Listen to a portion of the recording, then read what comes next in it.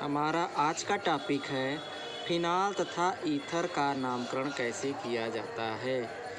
जब benzene ring से एक हाइड्रोजन परमाणु हाइड्रॉक्सिल समूह के द्वारा प्रतिस्थापित हो और उसके स्थान को OH समूह ग्रहण करे तो उससे बना यौगिक फिनाल कहलाता है।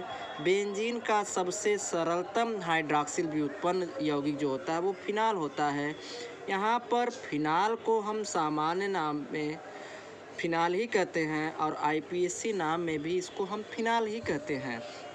लेकिन जब किसी बेंजीन रिंग में दो प्रतिस्थापी जुड़े हों तो उन प्रतिस्थापियों को हम सामान्य नाम में आर्थो, मेटा और पैरा के नाम से जानते हैं।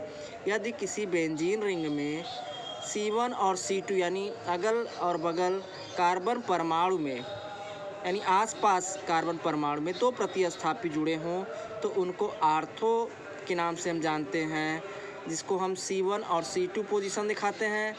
यदि C1 और C3 पोजीशन पर हमारा दो प्रतिस्थापी बेंजीन से जुड़ा हो तो उसको हम मेटा कहते हैं, और यदि C1 और C4 पोजीशन पर हमारा प्रतिस्थापी जुड़ा हो तो उसको हम पैरा पोजीशन कहते हैं।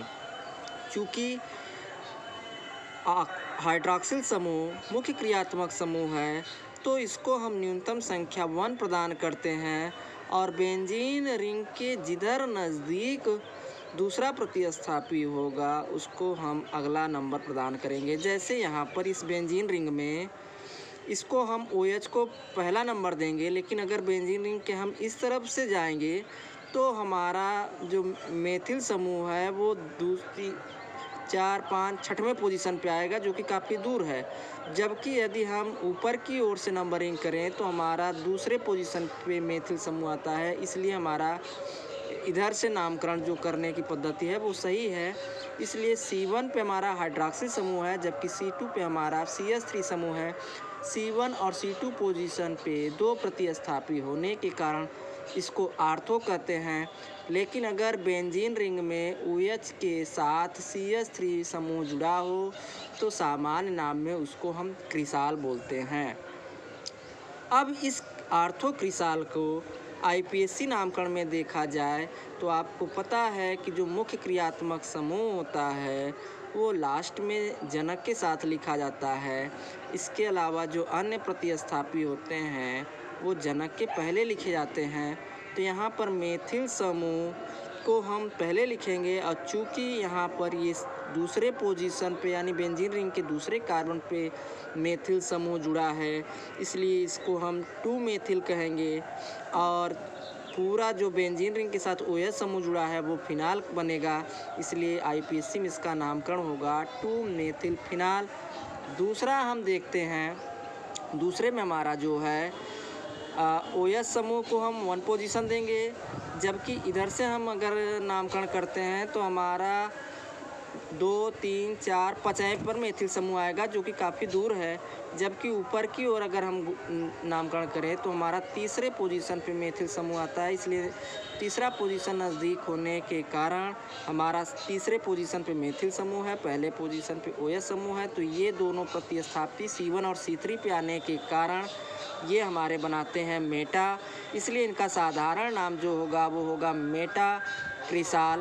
और जब IPSC नामकरण करेंगे तो चूँकि तीसरे कार्बन पर मेथिल समूह है इसलिए इसका नामकरण 3 मेथिल, और चूँकि बेंजीन रिंग के साथ OH समूह जुड़ा है इसलिए इसका हो जाएगा फिनाल, तो इसका नाम IPSC नामकरण होगा 3 मेथिल फिनाल। तीसरा वाला हमारा जो है उसमें हम देखते हैं कि C1 पोजीशन पे OH समूह है, जबकि चौथे पोजीशन पे हमारा मेथिल ग्रुप होने के कारण इसको हम पैरा क्रिसाल बोलते हैं, और IPSC नामकरण करेंगे तो चौथे कार्बन पे मेथिल समूह है इसलिए इसका 4 मेथिल फिनाल हो जाएगा। और यहाँ पे मैंने कुछ फैक्ट्स दिखाए हैं कि C1 C2 पोजीशन पे अगर प्रतिस्थापी हैं तो आर्थो, C1 C3 पोजीशन पे हैं तो मेटा, और यदि C1 C4 पे हैं तो पैरा कहलाएगा।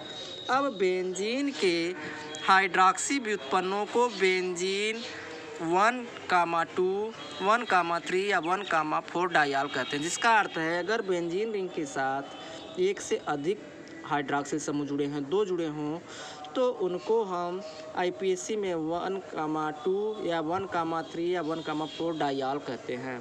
जैसे इस कंपाउंड में देखिए कि अगल बगल हाइड्रॉक्सिल समूह जुड़े हैं, तो अगर C1 और C2 पोजीशन पे OH समूह जुड़े हैं तो इनका सामान्य नाम कैटेकॉल होता है।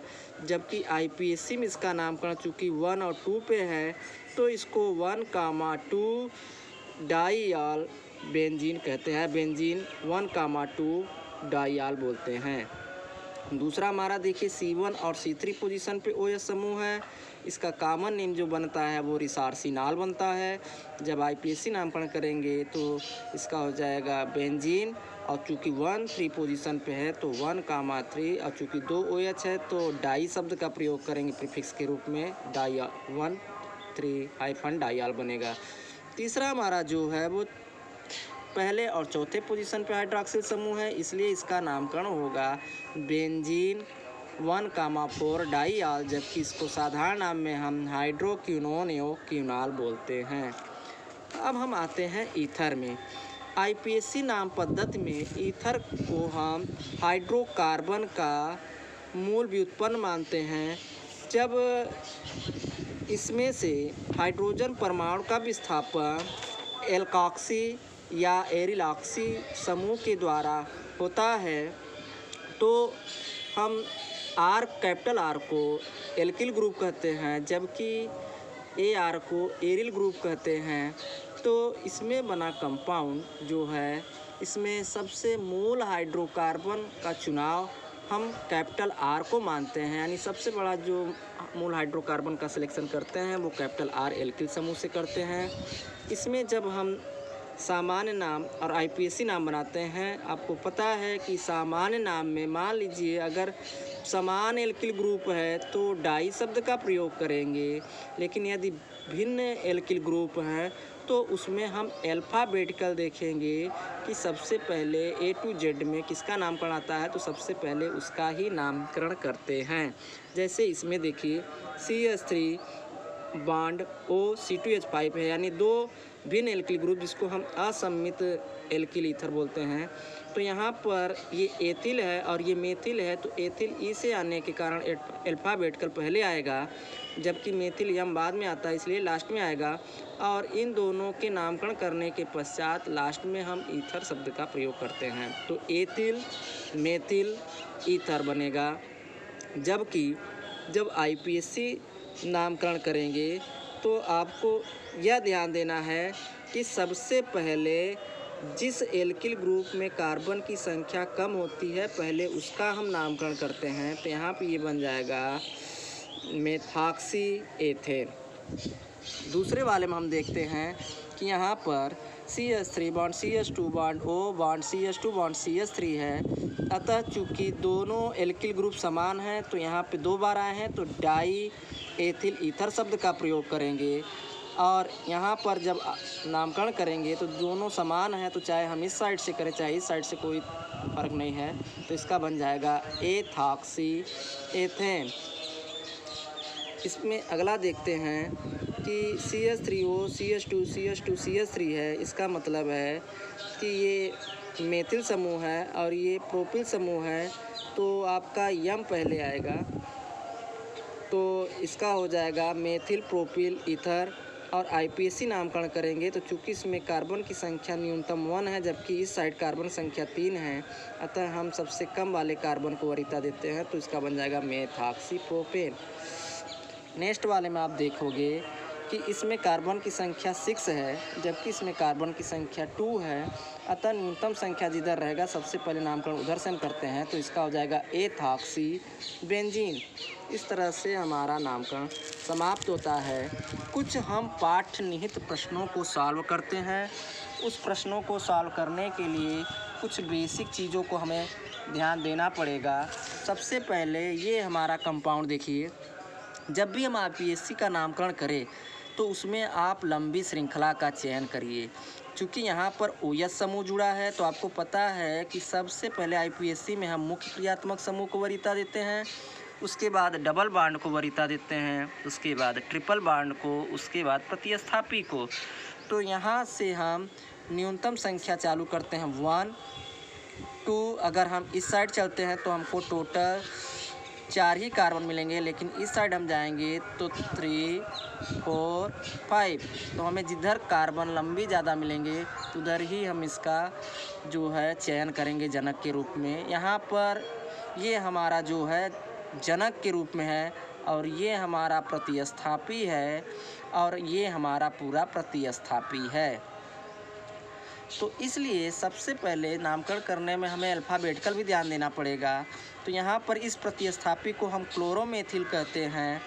और दूसरा जो है, चूँकि हमारा ये CH के साथ 2 मेथिल समूह जुड़े हैं तो यहाँ पे आइसो शब्द का प्रयोग करेंगे, क्योंकि हम यहाँ पर पुरोलग्न के रूप में इसको यूज कर रहे हैं। तो इसका हो जाएगा आइसोप्रोपिल। चूँकि 3 कार्बन है तो इसका आइसोप्रोपिल होगा।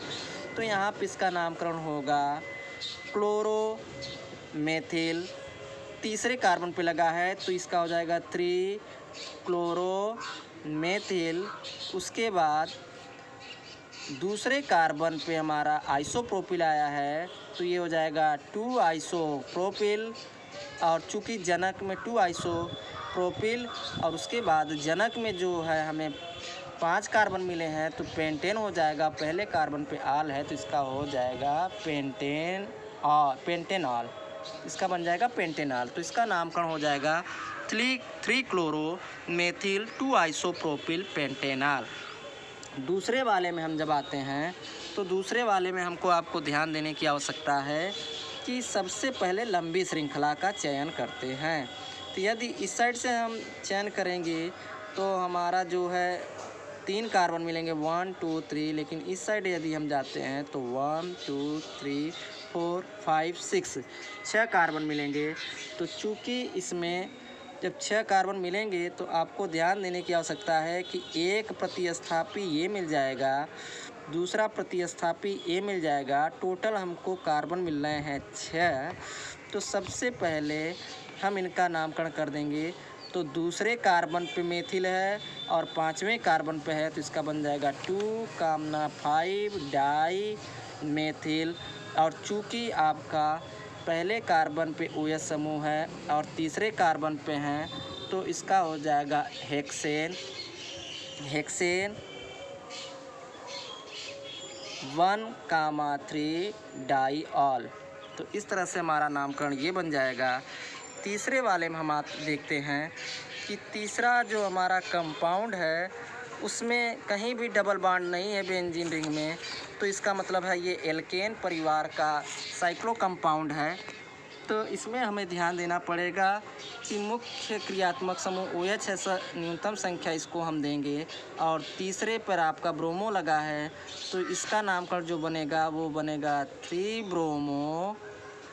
ब्रोमो। और चूँकि जब एल्केन का कंपाउंड होता है कोई साइक्लिक तो उसमें हम जनक के नामकरण के पहले पुरोलग्न साइक्लो शब्द का प्रयोग करते हैं। तो 6 कार्बन है तो इसका हो जाएगा 3 ब्रोमो साइक्लो हेक्सेन के साथ आल जोड़ देंगे, हेक्सेनॉल। तो हमारा बन जाएगा 3 ब्रोमो साइक्लो हेक्सेनॉल। चौथे पे हम आते हैं कि सबसे पहले हमें ये देखना है कि मुख्य क्रियात्मक समूह ये है, इधर डबल बॉन्ड है। तो आपको पता है कि अगर हम इधर से देखेंगे तो चौथे पे OH है, लेकिन इधर से देखेंगे तो तीसरे पे है। तो तीसरा हमारा नज़दीक है तो नंबरिंग हमारा ये होगा 1 2 3 4 5 6। जनक में हमको 6 कार्बन मिलते हैं तो सबसे पहले इसका नामकरण हो जाएगा हेक्सेन। और चूँकि पहले कार्बन पे इन है तो 1 इन और तीसरे पे आल है तो चला जाएगा, बन जाएगा हेक्स 1 इन 3 आल, हेक्स 1 इन 3 आल बन जाएगा। और लास्ट वाला आपका जब देखते हैं तो इसमें हमारा जो बनेगा, इसमें OH समूह जो है सबसे पहले इधर से नज़दीक है तो हमारा ये बनेगा 2 ब्रोमो। दूसरे कार्बन पे ब्रोमो है तो चूँकि B से आ रहा है 2 ब्रोमो। तीसरे पे मेथिल समूह आ रहा है 3 मेथिल। और जनक में टोटल 4 कार्बन है 1 2 3 4।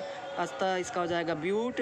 और दूसरे पे कार्बन पे डबल बॉन्ड है इसलिए ब्यूट 2 इन और 1 पे आल है तो इसका नामकरण हो जाएगा 2 ब्रोमो 3 मेथिल ब्यूट 2 in 1 R।